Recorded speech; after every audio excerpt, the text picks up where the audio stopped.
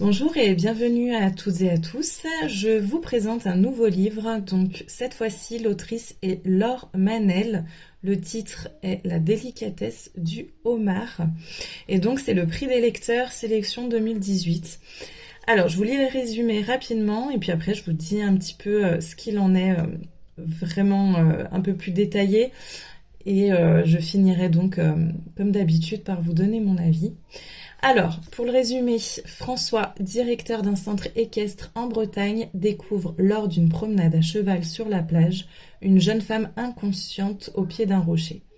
Plutôt que d'appeler les secours, il décide sans trop savoir pourquoi de la ramener chez lui pour la soigner. À son réveil, l'inconnue paraît en bonne santé, mais peu encline à parler.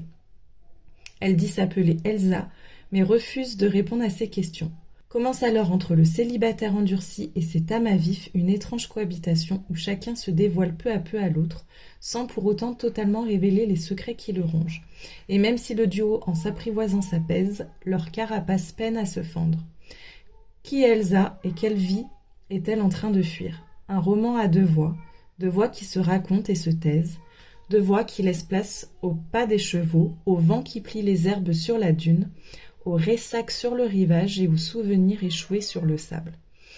Donc, en gros, les chapitres sont très très rapides et très courts à lire.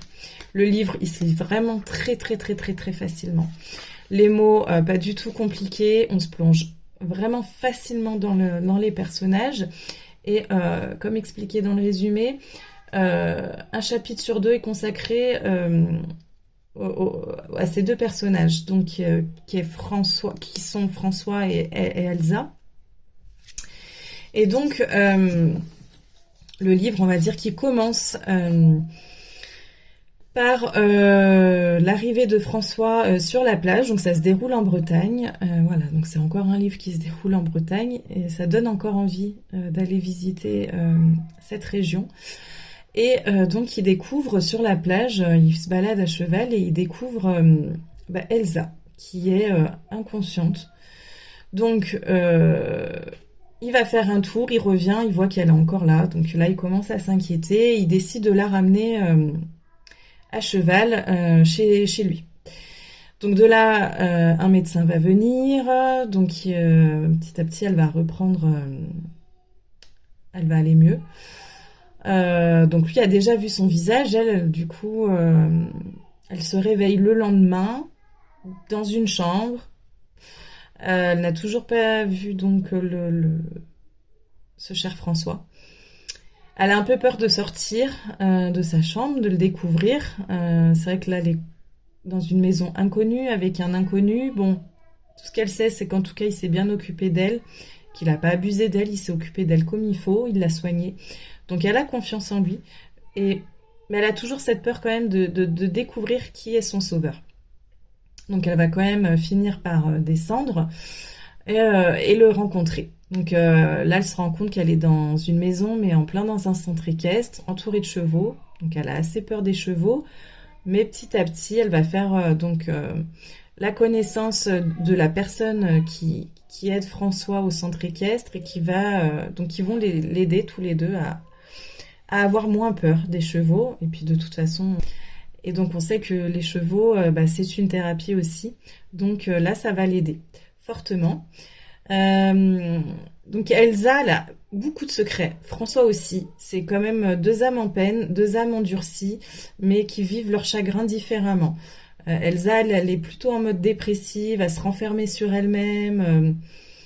D'ailleurs, son prénom n'est pas Elsa. Vous découvrirez par la suite pourquoi et quel est son vrai prénom.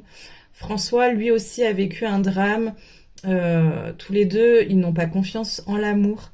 Ils ont été très déçus par l'amour. Que ce soit l'amour familial ou l'amour de couple. Vous allez comprendre aussi pourquoi François, du coup, au début, est assez bourru en amour et pourquoi il n'ose pas, du coup, se mettre en couple. Voilà, il vit des relations un petit peu, on va dire, voilà, des relations sexuelles, mais avec des femmes.